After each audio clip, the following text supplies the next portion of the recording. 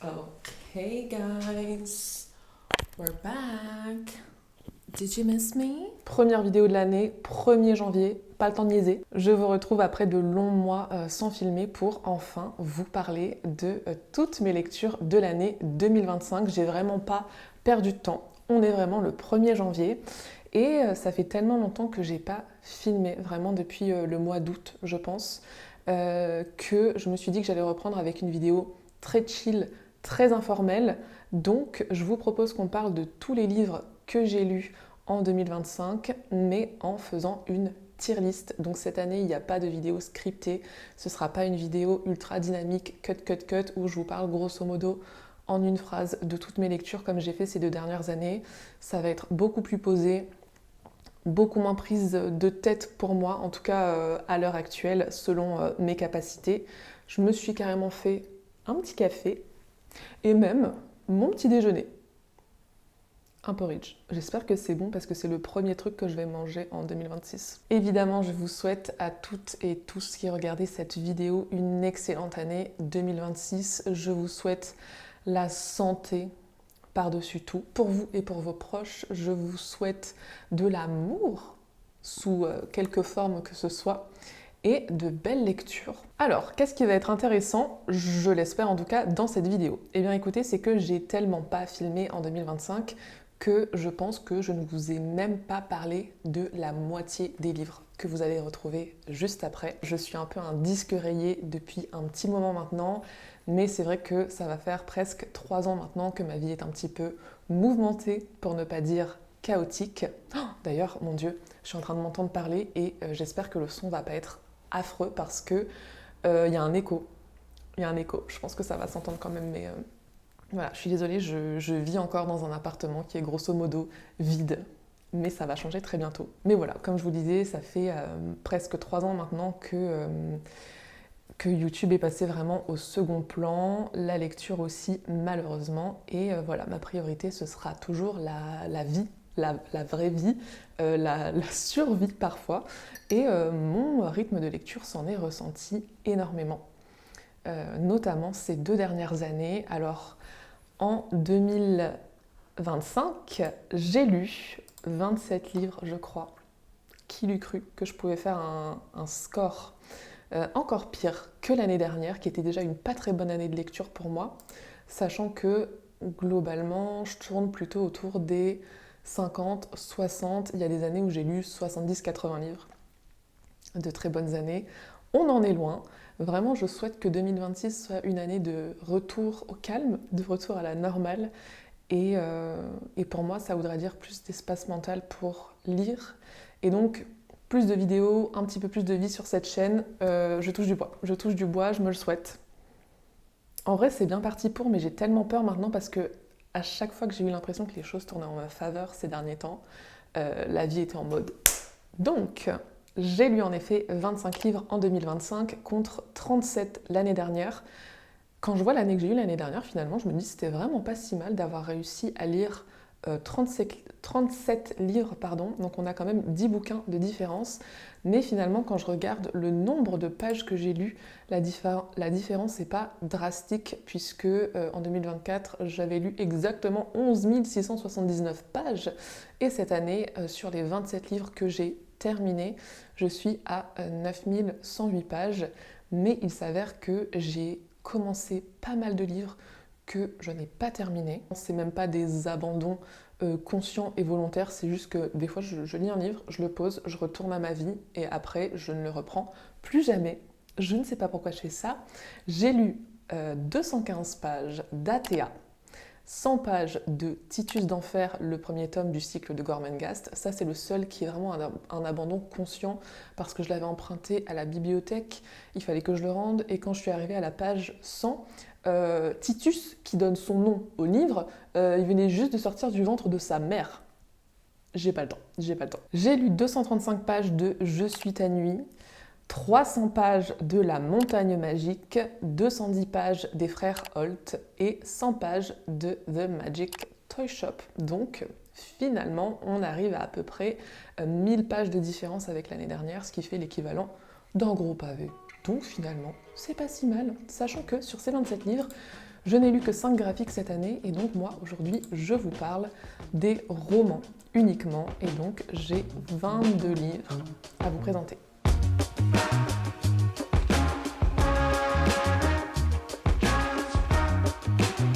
Alors, j'ai fait pas mal de catégories, c'est peut-être un petit peu excessif, mais je pense vraiment qu'on aura au moins un livre pour chaque catégorie parce que j'avais envie quand même que cette tier list soit assez nuancée. Donc, on va commencer en bas.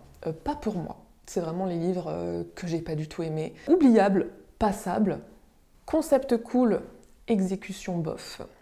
Du potentiel mais un peu gâché. Un chouette moment, là on arrive un peu dans le milieu, c'est vraiment le genre de bouquin où c'est sympa, c'était pas mauvais, c'était pas non plus incroyable.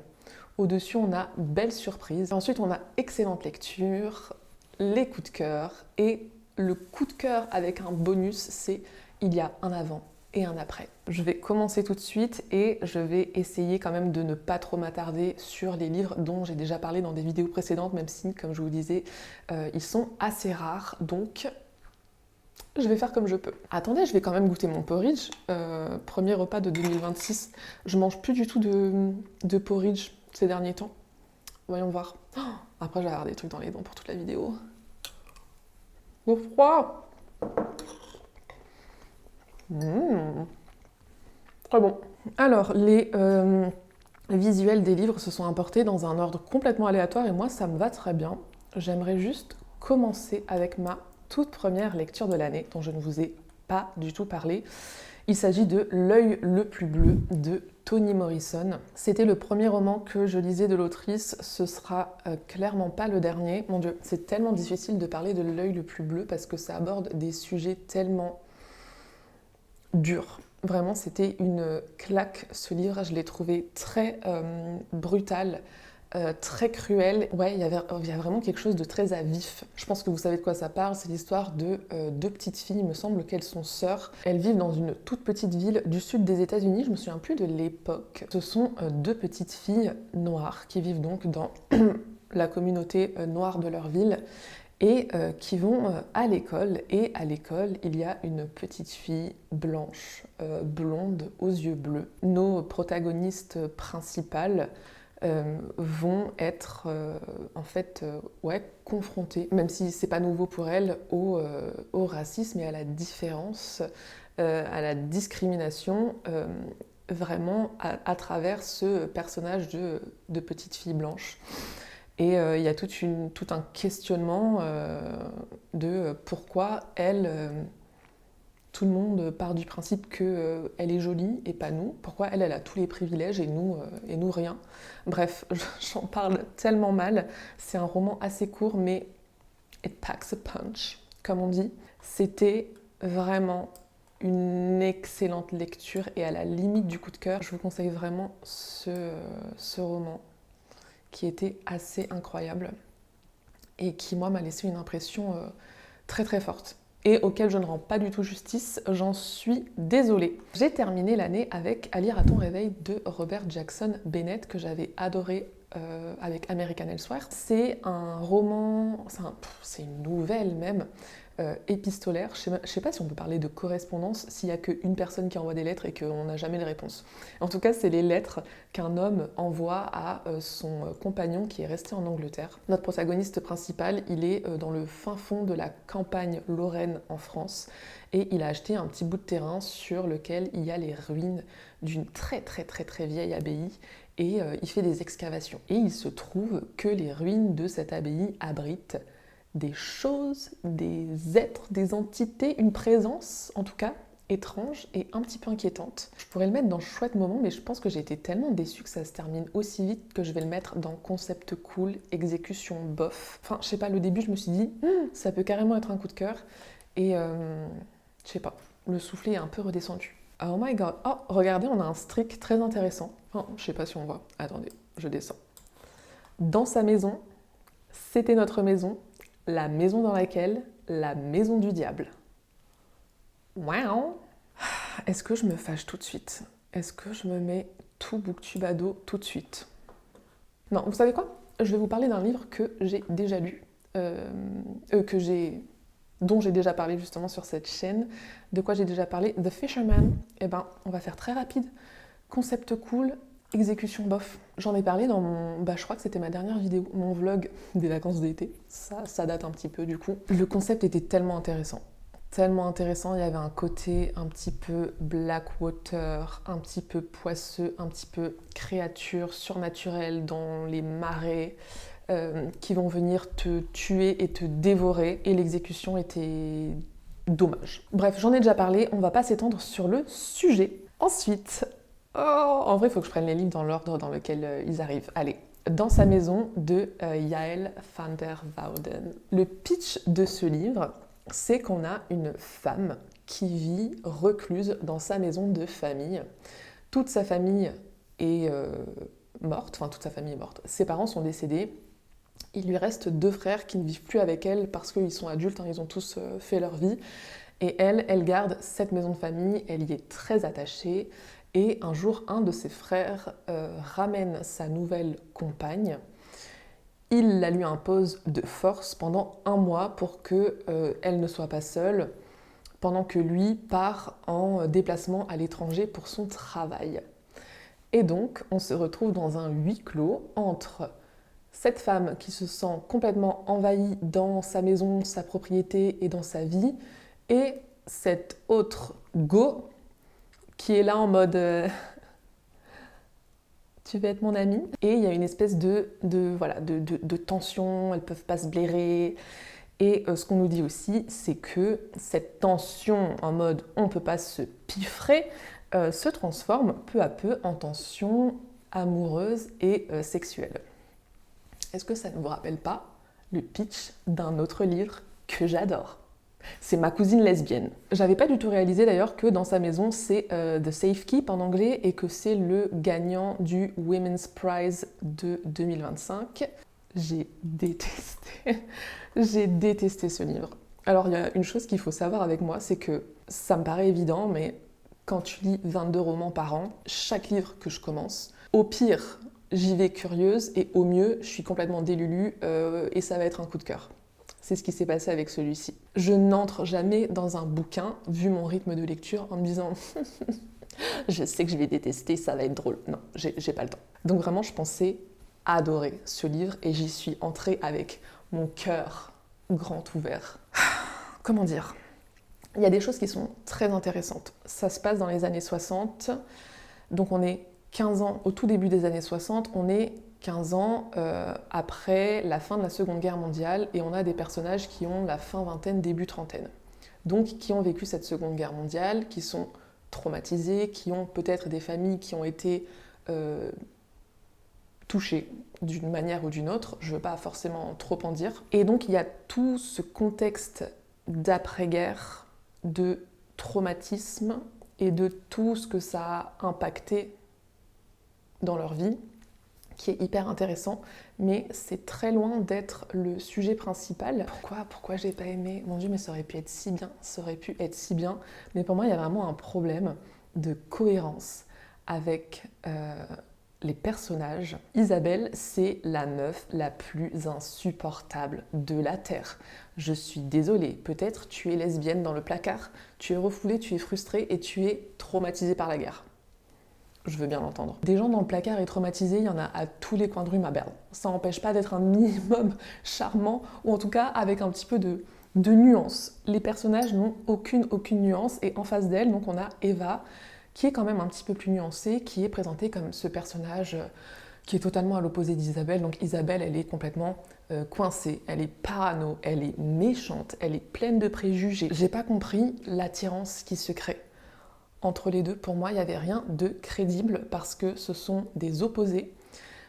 Isabelle, on dirait qu'il n'y a rien qui lui plaît dans la vie, mais genre rien. Elle parle à tout le monde comme si c'était des sous-merdes. Elle est juste imbuvable. Elle est antipathique au possible et il n'y a aucune nuance à ça. Il n'y a rien qui vient contrebalancer ça. Et c'est ouf, genre il n'y a personne qui lui dit d'aller bouffer sa merde. Les gens ils sont en mode « Oh mais Isabelle, mais non, mais Isabelle va te faire foutre en fait ». Et donc Eva à côté, c'est cette femme qui est présentée comme beaucoup plus Je sais pas, en fait, pour moi Eva, c'était une personne normale, genre une personne sympathique, une personne, je sais pas, qui... Enfin, je sais pas, genre une meuf bien, finalement. Pour moi, la relation n'est pas crédible parce que je me dis pourquoi Eva peut être attirée par une personne comme Isabelle qui vraiment à aucun moment ne montre le moindre signe de sympathie envers elle ni envers qui que ce soit, même envers un galet, je pense. Isabelle, elle serait méchante. Même si c'est la dernière meuf sur Terre, je la pécho pas. Alors c'est ça aussi que je trouve très drôle, c'est que du moment que elle cède à la tentation et qu'elle commence à avoir une relation, Isabelle se bonifie quand même. Donc je me dis, c'est quoi le message? T'es chiante parce que t'as jamais ken? Je comprends pas. Au-delà de ça, j'ai trouvé le style insupportable, mais vraiment insupportable. Si vous l'avez lu, je vous en conjure, dites-moi ce que vous en avez pensé, parce que les dialogues, alors là c'est méchant ce que je vais dire, mais j'ai trouvé les dialogues d'une médiocrité sans nom. Mais en fait, vous savez quoi? Juste après, je vais vous parler du livre que j'avais lu avant et qui a mis la barre très haute en termes de dialogue. De toute façon, moi, c'est souvent comme ça que j'arrive à dire si je trouve qu'un livre est bien écrit ou pas, c'est dans les dialogues. Il y a une phrase sur deux dans ce livre qui est en suspens. Tout est oralisé et en même temps, c'est pas crédible, je trouve, comment les gens parlent. Et tout est oralisé, c'est-à-dire que tu as toutes les hésitations, tous les moments où ils se reprennent. Je pense que ce n'est pas... On ne devrait pas, enfin ce n'est pas raisonnable, mais tu sais, dans ma tête, j'entendais ça comme un sketch des inconnus. C'était ça te Barbara. Si j'ai fait la chose que j'ai faite, c'est parce que il m'était impossible d'agir autrement que de la sorte que je l'ai fait. Je suis tellement désolée, genre, je suis tellement déçue d'être déçue. Et donc en fait, juste avant, j'avais terminé La maison dans laquelle de Mariam Petrosian. Mariam Petrosian qui, pour le coup, elle sait écrire des dialogues absolument incroyable. Je sais même pas comment vous pitcher La maison dans laquelle. D'ailleurs, c'est un livre que j'avais vu passer à plusieurs reprises sans vraiment savoir de quoi ça parlait. C'est tout un univers, c'est un livre-monde, c'est un livre dans lequel je pense qu'il est bien de se lancer sans vraiment savoir de quoi il s'agit. Je pense qu'il faut néanmoins préciser quelque chose parce que moi, c'est ce qui m'a perturbée et ce qui m'a peut-être empêché d'atteindre un immense coup de cœur, c'est qu'il n'y a pas vraiment de fil rouge dans La maison dans laquelle. Donc il faut quand même être prêt à s'investir dans un bouquin qui fait plus de 1000 pages en se disant que t'as pas vraiment de fil rouge, t'as pas un truc qui arrive au début et qui nécessite une résolution à la fin. Pour moi, c'est pas un livre qui est exempt de défauts, mais je pense qu'il y a un avant et un après. Je pense qu'il y a un avant et un après La maison dans laquelle les personnages sont absolument incroyables et attachants alors qu'ils sont très très imparfaits. En fait, vous êtes dans une maison qui recueille des jeunes qui sont un petit peu étranges et dont personne ne veut, des jeunes qui n'ont aucune place dans la société. Allez-y, mais vous ne saurez pas où vous allez, et même jusqu'à la dernière page. Je ne sais pas comment en parler autrement, si ce n'est que j'ai trouvé ça incroyablement bien écrit et je pense que ça a été merveilleusement bien traduit. Comme je vous disais, les dialogues sont incroyables, il y a des scènes qui sont hilarantes. Entre les personnages, la façon dont ils interagissent les uns avec les autres, c'est vraiment une expérience littéraire assez incroyable. Je mange pas du tout là. Par contre, je sens que j'ai le caffeine rush, genre je suis comme ça. Je vais vous reparler d'un livre qui a déjà été mentionné aussi sur cette chaîne et le premier que je vois, c'est Le 5e diamant. J'ai passé un chouette moment. J'aurais pu le placer tellement plus haut sur cette tier list parce que je trouve que le début était très prenant. Et en fait, la deuxième moitié, on suit plus qu'un point de vue, alors que dans la première, on en suivait plein. Un autre livre dont j'ai déjà parlé, j'ai pas envie de le laisser pour la fin, L'étrange bibliothèque de Haruki Murakami. Je crois que sur le coup, je l'ai bien noté, je l'ai bien aimé. Mais aujourd'hui, j'ai envie de le mettre dans oubliable. Mais que se passe-t-il en fait dans cette nouvelle? Je ne m'en souviens plus. Petit moment rabat-joie de service, encore une fois, puisque C'était notre maison. C'est un livre que j'avais déjà vu beaucoup passer en version originale, en anglais, et après je l'ai vu passer sur des chaînes françaises. Et tout le monde était vraiment ultra dithyrambique sur ce livre, qui est donc un roman d'horreur. Et je l'ai commencé, je crois, le soir d'Halloween, ou en tout cas le week-end du 1er novembre. Encore une fois, j'avais envie d'adorer, je me suis dit, vas-y, je vais me lancer dans un truc, genre tout le monde a dit que ça faisait vraiment peur. J'ai jamais eu trop le courage de lire des livres qui font vraiment peur. Je suis désolée, mais je vais le mettre dans concept cool et exécution bof. Encore que concept cool, mais pour moi, le problème de ce livre, c'est qu'il y a trop de concepts, il y a trop de choses qui ne sont pas résolues, et j'ai l'impression que c'est un livre qui a voulu être plein de choses sans vraiment réussir. Il y a un couple de deux meufs qui a acheté une maison perdue au fin fond des bois sur une montagne. Elles n'ont pas de voisins, il n'y a personne. Déjà, mais quelle idée, mais qui fait ça? Pour la retaper et la revendre. Pareil, je suis tellement terre à terre, j'étais en mode pourquoi t'achètes ça? Qui va vouloir racheter cette maison? Personne ne va habiter là en fait. Personne ne va habiter là. Votre investissement, il est claqué les filles. Malheureusement pour elle, un matin, pendant que sa meuf est en train de faire des courses en ville à 15 heures de route, on a notre petit personnage principal qui est évidemment, sinon c'est pas drôle, une meuf genre qui a trop peur de déranger, trop peur d'exister, trop peur de dire non, trop peur de respirer. Elle est toute seule chez elle et ding dong, ouais bonjour, j'aimerais bien faire visiter la maison à mes enfants, j'ai grandi là. People pleaser comme pas permis. Elle a pas du tout envie mais elle dit ok, ça pioche dans des ressorts scénaristiques assez connus, assez clichés évidemment. Donc d'abord il y a une tempête donc ils peuvent pas, il faut qu'ils dorment ici. Oula, attendez, on est surexposé. Bref, voilà, c'est quand même un petit peu cliché. Il y a des trucs qui ont été faits et je me suis dit, ah, c'est cool, ça sort un peu du classique roman d'horreur. J'ai craché. Où genre personne ne la croit. Et, par exemple, il y a une scène où elle dit à sa meuf, là on part, on quitte la maison. Et sa meuf est en mode, ok, on y va. Et je me suis dit, ah, bah trop bien. Elles atterrissent dans un motel où tout de suite elles sentent que c'est bizarre, que l'endroit il est bizarre aussi. Je me dis mais vous avez conduit 2 heures pour descendre votre montagne, vous pouvez pas pousser 15 minutes de plus pour aller dans une vraie ville avec des gens. Genre elles atterrissent dans un truc désert, il y a personne, la meuf au guichet est chelou, c'est sûr tu vas mourir. Bon après débrouillez-vous, si vous voulez mourir, vous voulez mourir. Et par-dessus le marché, j'ai même pas eu peur. J'ai pas eu peur. Pourtant je suis une sacrée flippette et j'ai lu ça toute seule chez moi. I don't know.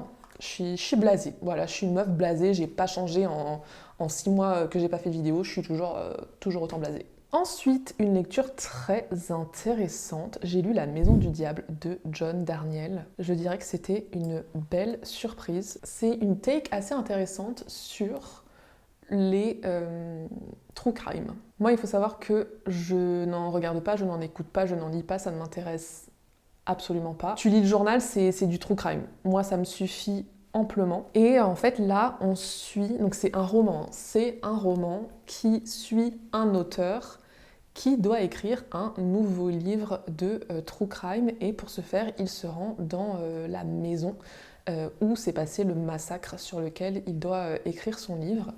Et j'ai pas envie d'en dire beaucoup plus. C'est un livre où il y a vraiment une ambiance. C'est assez poisseux, c'est un peu punk, c'est un peu trash. Il y a vraiment une vibe que j'aime bien et que j'avais déjà retrouvée dans ma lecture de Ce qui vit la nuit, aux éditions du Gospel aussi. Et je sais pas, je trouve que c'est une maison d'édition qui a un truc un peu différent, un peu alternatif, j'aime beaucoup. Il y a un genre de twist qui n'est pas vraiment un twist dans l'histoire à la fin, que j'ai pas du tout vu venir, et qui pose un questionnement très intéressant sur le true crime et tout ce que ça représente et tout ce que ça peut avoir comme impact sur les gens dont on parle en fait, qui sont des vrais gens qui ont vraiment existé et qui ont des familles, qui ont un entourage, enfin voilà, que ce soit les victimes ou les coupables. C'était très intéressant, vraiment c'était très intéressant et j'ai beaucoup aimé cette lecture. Je vais vous parler d'un livre dont j'ai déjà parlé sur cette chaîne. On va prendre Bleu d'août. Belle surprise parce que c'était pas non plus une excellente lecture, ça m'a pas marqué à vie, mais je me souviens que quand je l'ai lu, j'ai trouvé que c'était très intéressant, assez sensible, ça parle de deuil, d'identité, de quête de soi, d'abandon, de filiation,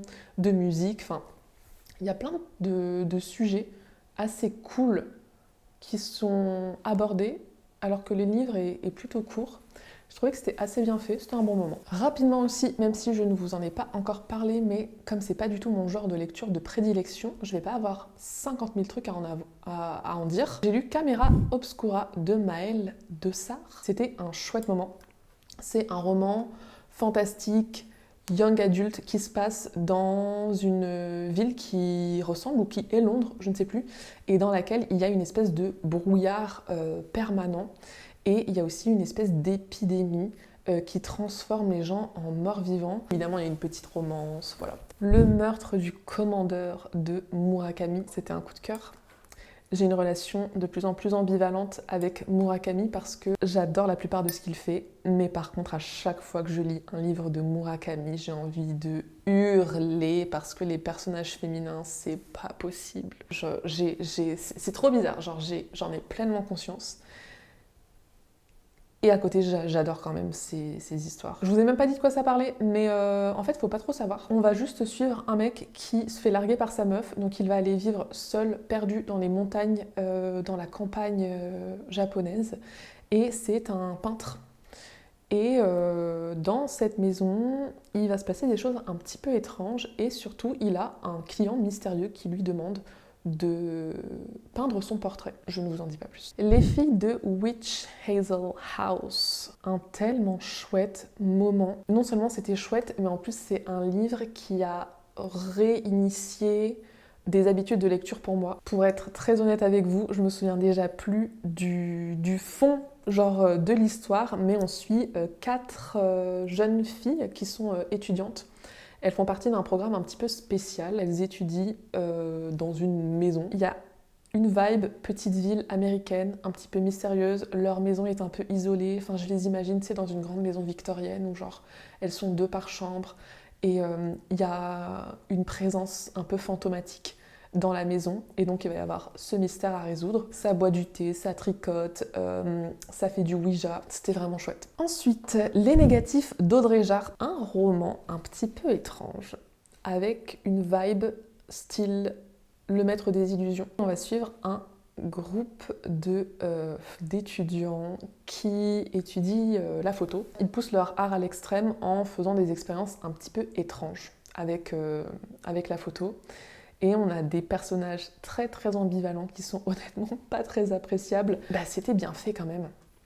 C'était bien fait parce que je pense que c'est fait exprès qu'ils soient tous un petit peu imblérables. Et je dirais que c'était un chouette moment. Je pense que vraiment le point fort, c'est l'ambiance et le côté dérangeant. Genre toi tu lis ça et t'es genre quand est-ce que vous arrêtez vos bêtises? Bon, il a fallu que je change de batterie. J'espère qu'on n'a pas trop bougé.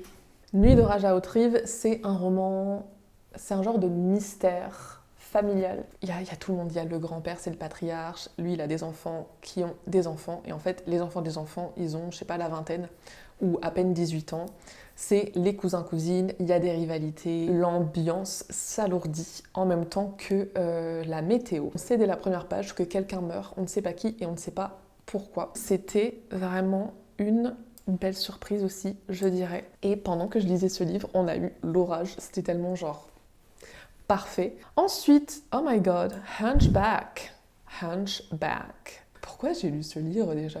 Je crois que c'est Eddie du Discord qui m'a tenté. Déjà, est-ce que vous voyez la couverture genre vraiment en détail? Là, on est sur un livre qui m'a poussé un petit peu dans mes retranchements et qui m'a un peu dérangée. Et honnêtement, ça m'a mise face à des trucs où je me suis dit, ok, pourquoi t'es dérangée? Qu'est-ce qui te dérange exactement? Qu'est-ce que ça dit de toi? Je suis pas sûre honnêtement. Hunchback, c'est l'histoire d'une femme qui est assez lourdement handicapée. Elle est aussi indépendante que possible. D'ailleurs, elle a la chance d'avoir quand même énormément d'argent, mais elle a quand même besoin d'une aide à domicile, notamment pour se laver, il me semble. On va suivre un moment de sa vie où je crois qu'elle a une nouvelle aide à domicile, c'est un jeune homme, et elle a très envie de ken avec lui. C'est très difficile d'en parler parce que je trouve que c'est assez complexe, et je pense que ça fait exprès, tu vois, de venir te chercher dans des trucs où t'es un peu en mode ah, waouh, où est-ce que je range ça? Je vais quand même mettre dans le concept cool exécution bof parce que au bout du compte, j'étais un peu en mode ouais. Ça soulève des questions très intéressantes, mais c'était pas non plus... ça m'a pas énormément marqué. Enfin, je veux dire, en tout cas, littérairement parlant. Enfin, je sais pas comment dire, c'est très bizarre, c'est juste très bizarre. Je sais pas vraiment, en fait, ce que j'en ai pensé. Je sais pas. Une vague de Lynn Papin. Putain, ça, c'était bien, ça. Ça, c'était bien, ça. Je pense que je vais mettre dans Belle Surprise aussi. C'est très intéressant comme concept. On va suivre un couple qui est en lune de miel à Bali et il y a un tsunami. Le mec est peintre, il me semble, et les deux vont être séparés quand la vague arrive. Donc la femme survit. La femme était enceinte et elle perd malheureusement son enfant dans l'accident, quoi. Le mec survit également. C'est pas du tout un spoil, c'est le concept du livre, on le sait dès le début. Il survit, mais il va se faire passer pour mort. Voilà, il se dit, tu sais quoi, flemme en fait. Flemme. Ok ma vie. Chacun son passe-temps. Et donc c'est un livre très très très intéressant parce qu'il va aborder énormément de thèmes. Du côté du mec, on aborde le thème de la fuite des responsabilités, de l'hypocrisie, de... Waouh, juste que c'est d'être un average straight guy finalement. Bon, et si je mets quand même un petit peu ma rancœur à part, on aborde ce que c'est que de se sentir piégé dans une vie, de se sentir forcé de faire des choses qu'on n'a pas envie de faire et finalement de ne pas avoir les couilles, de ne pas avoir les balls de dire vous savez quoi, allez tous vous faire foutre, je vais faire ce que je veux. Et du côté de la femme, et comment on fait en fait, comment on fait pour se reconstruire, comment on fait pour avancer dans la vie quand on est encore très jeune et qu'on a vécu le pire drame possible, qu'on a perdu son partenaire de vie, qu'on a perdu l'amour de sa vie, qu'on a perdu son enfant à naître et qu'on a perdu en fait toute l'idée d'un futur qu'on s'était imaginé, qu'on prenait peut-être pour acquis. Et comment on fait pour avancer? Comment on fait pour se reconstruire? Honnêtement, ça, c'est un page turner. Parce que ce qu'on sait aussi, c'est qu'il va très probablement, un jour ou l'autre, y avoir confrontation. Bah, t'es pas mort, en fait. Mais t'étais où? Tout le build-up est tellement intéressant. J'ai trouvé que le personnage... Je me souviens déjà plus des prénoms, mais j'ai trouvé que le personnage de la femme était extrêmement touchant. J'ai trouvé ça très très réaliste, sa reconstruction. On n'est pas dans Seul au monde où Helen Hunt, là, le gars il revient 2 ans après, elle a déjà un gosse, elle s'est mariée. Fallait attendre un petit peu, genre on n'a jamais retrouvé le corps. Là j'ai trouvé que c'était très bien fait. On voit que ça prend des années, des années, des années pour se sortir de ce cauchemar en fait, parce que la nana elle vit littéralement un cauchemar tous les jours, elle se réveille dans sa vie et sa vie c'est un cauchemar. C'est presque, parce que là je suis un peu en train de rave about this book, je vais me mettre en excellente lecture. T'attends qu'un moment, c'est qu'elle découvre le poteau rose, la pauvre. Tout était bien fait, il y a une tension, ça monte petit à petit. Et vraiment, il y a un moment dans le livre où mon cœur battait la chamade et j'étais genre... Oups, j'ai touché le micro. Elle va mourir. Elle va mourir et je vais mourir aussi, genre, c'est pas possible autrement. Je vais vous parler de Sommeil de Murakami, dont je vous ai déjà parlé. C'était aussi une très bonne lecture, mais alors la fin, c'est retombé comme un soufflé. Je vais mettre dans chouette moment, parce que vraiment j'ai kiffé, pareil ça se lit d'une traite. Juste, des fois je trouve qu'il néglige ces fins de nouvelles. C'est un peu décevant en vrai. Si vous avez vu ma vidéo qui date de mars, je crois, vous savez que j'ai lu Petite, qui arrive là juste ici, de Édouard Carré, et que j'ai beaucoup aimé. Et donc après, je me suis lancée dans sa saga Les Ferrailleurs. D'ailleurs, je suis en train de lire le tome 3. C'est ma première lecture de 2026. Est-ce qu'on peut parler de la beauté de ces livres? Je les ai tous trouvés en grand format. Ils sont chez Grasset. Ils ne sont plus édités. Donc j'ai vraiment fouiné, je les ai tous trouvés un par un sur des trucs, sur des plateformes différentes. Ils sont tous en très bon état. Je les ai payés 3 fois rien. La qualité de ces ouvrages, c'est juste insensé.